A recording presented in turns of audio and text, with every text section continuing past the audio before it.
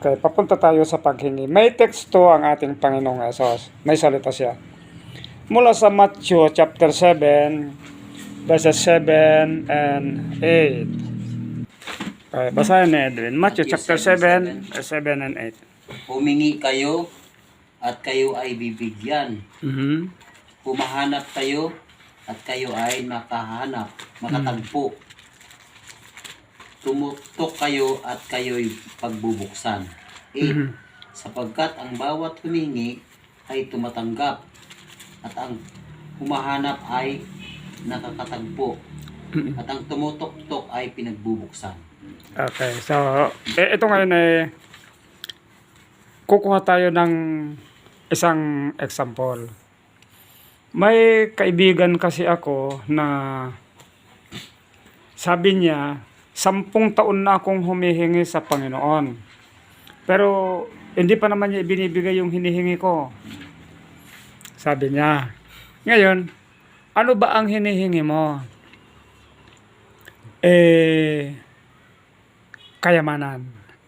Yun ang hinihingi na. Dahil naniniwala ako, dahil sabi niya, humingi daw tayo at bibigyan niya tayo, kaya nang hingi ako. Pero 10 taon na, hindi pa niya ibinibigay. So, ano ang dapat naman natin sabihin? Halimbawa, ganun yung salita niya sa atin tungkol dyan sa teksto na yan. Kasi humingi kayo at kayo'y bibigyan. So, umanap kayo at kayo makakatagpo. No? So, tumawag kayo at kayo pagbubuksan. Pabalik ako sa mga nauna kanina. Yung your thoughts are not my thoughts and your ways are not my ways. Babalik ako ron. Kasi kailangan mong mag-trust. Humiling ka nga, pero hindi porket humiling ka ay bibigay niya. Kasi alam niya yung kabubuti mo. Mas alam niya yung ikabubuti mo. So, yun, hingi ka. Wala naman, okay naman eh. Hingi ka, pero dahil siya yung Ama, siya yung Diyos, kailangan mong hintayin kung ibibigay niya. Kung hindi niya ibigay, yung kahilingan mo, matuto kang mag-trust sa Kanya. Kanang kung So, sa'yo naman. ajing istorya mo tayo ka kanamok aja istorya mo lang din kanaman anong ginamit aja at dapat katuloy doon sa aja no. Yeah, tanungin natin sa Edwin. Ano ang katuloy na tayo yung istorya mo so amok aja nga kungkot nga istorya mo so mismo nata. So, may At ti damag na aja dinamag na so ti sumaronod jay tinapintas mo na no siya man ti mga istorya nga tulig anya kadaya tinarami baka nalipatan mo. No? kas lakas jay ti kunana awan kunana mo agur-uray lang kunana mo agur-uray lang agur-uray lang iti ubrahin tayo ta. So, dahil ti sungbat iti dahil may sa nagsalod sa didi. At dahil nagsalod sa may isa nga nagsalod-sod, ano nang ibaga niya tikas diya. Australia ko na, yan mo lang introduction na. So, nyet dinawat mo, kayamanan, o pera, mali yung paghingi mo. Dahil hinihintay mong bigyan ka niya, nakahandang ibigay sa iyo ng Panginoon yun. Bakit hindi ko natanggap? Kasi, ang hiningi mo kaagad ay pera. So, yun talaga ang kailangan mo. Hindi mo hiningi sa Panginoon na bigyan ka niya ng trabaho para may pagkakitahan ka. So, mali yung proseso ng paghingi mo. Kaya hindi mo natanggap.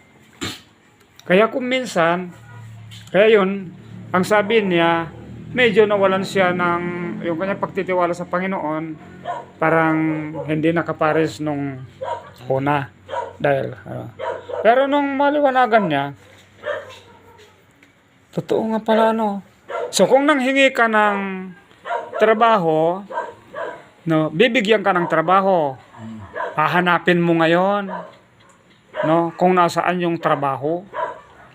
Then, pag nakakita ka ng palatandaan na nangangailangan ng trabaho, kailangan kumatok ka, manawagan ka, magsabi ka. So, ganito ang dapat. Ay, siya nga pala, no? So, Adventist naman ito. Na taga-Cordon, sir. Hindi ko na sasabihin, baka kilala mo. Na Adventist. So, matanda na ngayon kasi alos kababata ko lang yun eh. Na.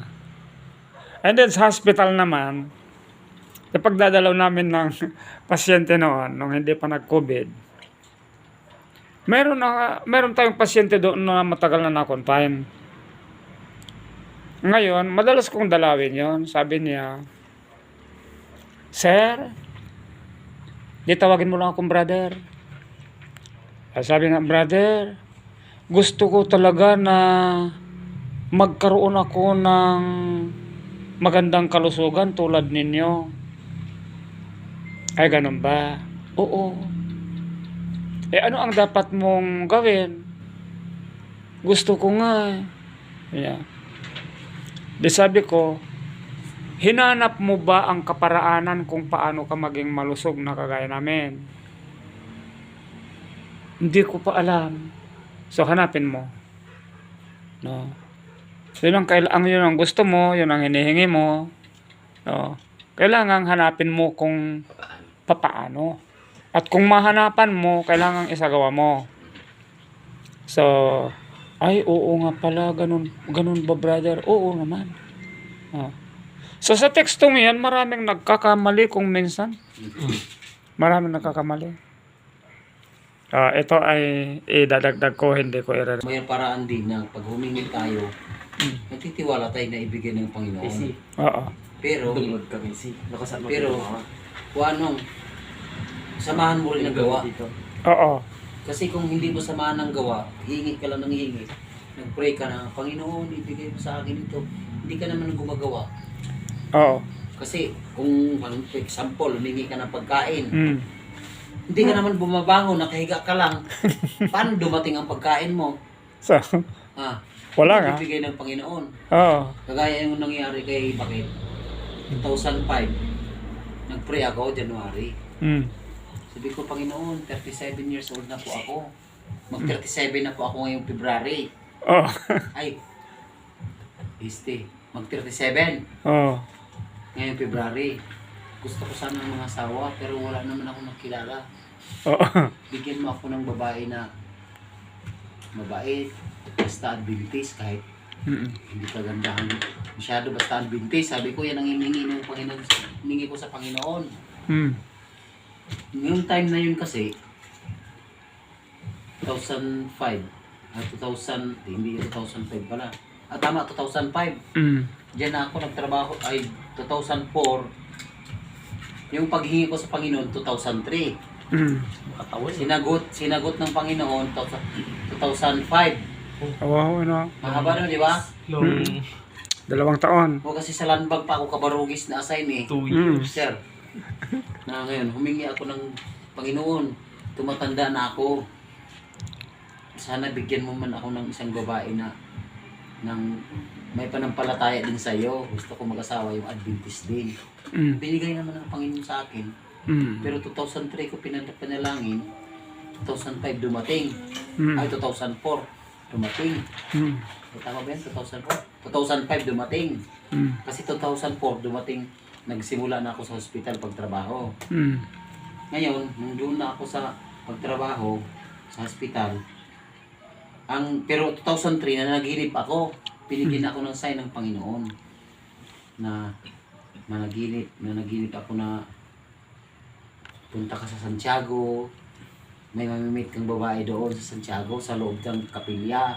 Yan ang sinasabi. Mm. Di siyempre, yung nakagising ako ng umaga, sinunod ko rin yung palaginip ko nga pupunta sa Santiago, na magsimba ako ng Santiago. Mm. Pumunta ako ng ospital. Mm. Doon ko rin nakilala yung asawa ko sa ospital.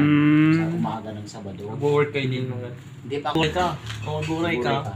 Nung tang itid to ti apo. No pag tano ikararag mo. No pagayatan na lagi. Di ako maya tayo. Di ko ako. Itid nga talaga. Mm. Yung tama nga panahon. Ang tama nga talaga yung ko. So, aja ti kasi mo lang iti kanya. Kasi mo lang iti kapalasak eh. Napin talagang nisya tunay. Ni apo. Napod no na no talaga dumawat ka. Mm.